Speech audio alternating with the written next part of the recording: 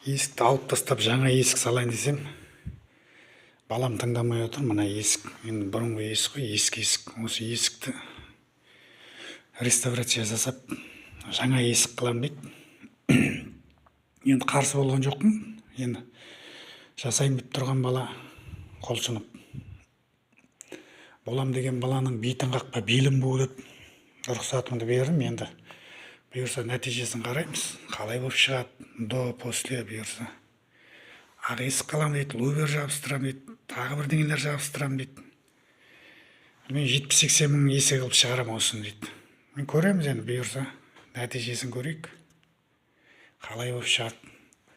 Мынау ескі есіктер ғой бұрынғы. Мынау сырттарын қырып, наклейкілерін бәрін алып тастапты. Мына обналичкасын краскілеген, бәрі сары болатын еді. Енді мына краскілеп бастапты. Бұйырса нәтижесін көреміз, қалай болып шығады. Краскілері бәрі кеше бастапты, енді бұйырса қазір сабақтан келіп дәл жалғастыратын шығар ары қарай.